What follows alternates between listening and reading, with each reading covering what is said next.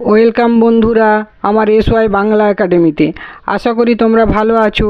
আজ আমি আবারও একটি নতুন আলোচনা নিয়ে হাজির হয়েছি। ভিডিওটি সম্পূর্ণ দেখার এবং সাবস্ক্রাইব করে পাশে থাকার অনুরোধ রইল। কমেন্ট অবশ্যই করো। তাহলে চলো শুরু করি।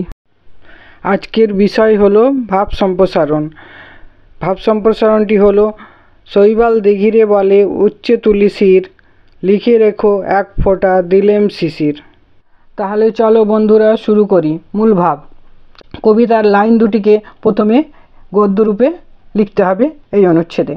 শৈবাল দিঘিকে মাথা উঁচু করে বলছে, তোমাকে এক ফোঁটা শিশির দিলাম, লিখে রেখো এ কথা। এই পৃথিবীতে যারা শৈবালের মতো ক্ষুদ্র হীনচেতা ব্যক্তি, তারাও নিজের সামান্যতম উপকারকে ঢাকঢোল বাজিয়ে প্রকাশ করে। সম্প্রসারিত ভাব। এখানে কবিতার লাইন দুটির অন্তর্নিহিত অর্থ বিস্তারিত ব্যাখ্যা করতে হবে। দিঘিতে শৈবালের জন্ম। দিঘি জলে পরিপূর্ণ থাকে, তার এক ফোঁটা জলের কোনো প্রয়োজন হয় না। দিঘির জলে জাত শৈবালের গায়ে রাত্রে শিশিরকণা জমে থাকে।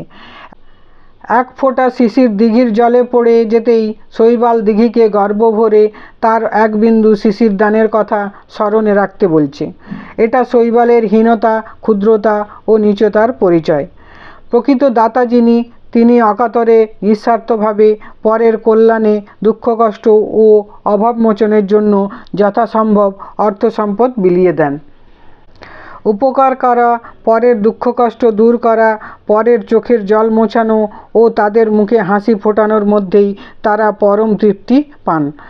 এছাড়া দানের জন্য তাদের অন্তরে কোনো খ্যাতির আকাঙ্ক্ষা বা অহংকার স্থান পায় না।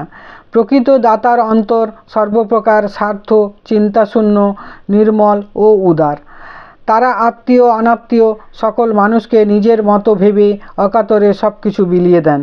কিন্তু এই পৃথিবীতে শৈবালের মতো হীনচেতা, অকৃতজ্ঞ, আত্ম অহংকারী মানুষের সংখ্যাও প্রচুর। তারা অবস্থার বিপাকে পড়ে অপরের দান তো গ্রহণ করে, কিন্তু পরক্ষণেই উপকারীর প্রতি কৃতজ্ঞতা স্বীকারের কথা বেমালুম ভুলে যায়। অবস্থার একটু উন্নতি হলেই সেই ব্যক্তিকে যৎকিঞ্চিৎ দান করে নিজেকে একজন পরমদাতা হিসাবে তা মনে রাখার কথা বলে এবং নিজের অন্তরে গর্ববোধ করে তৃপ্তি পায়। এরপরে মন্তব্য। এখানে প্রকৃত দাতা এবং অকৃতজ্ঞ অনুগ্রাহিতার মধ্যে যে পার্থক্য, তা উদ্ধৃতাংশে রূপকের মাধ্যমে আমাদের দৃষ্টিগোচর করা হয়েছে।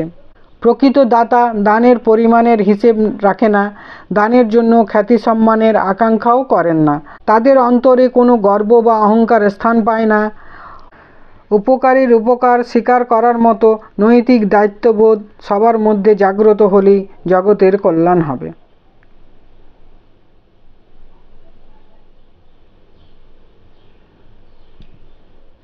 আজ তাহলে এ পর্যন্তই।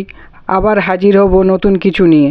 ভিডিওটি ভালো লাগলে সাবস্ক্রাইব করো, লাইক কমেন্ট শেয়ার করতে ভুলো না কিন্তু। বেল বাটনটি অন করে দিও, তাহলে পরবর্তী ভিডিওর নোটিফিকেশান তোমাদের কাছে সবার আগে পৌঁছে যাবে। তোমাদের জন্য শুভকামনা রইল। ধন্যবাদ সবাইকে।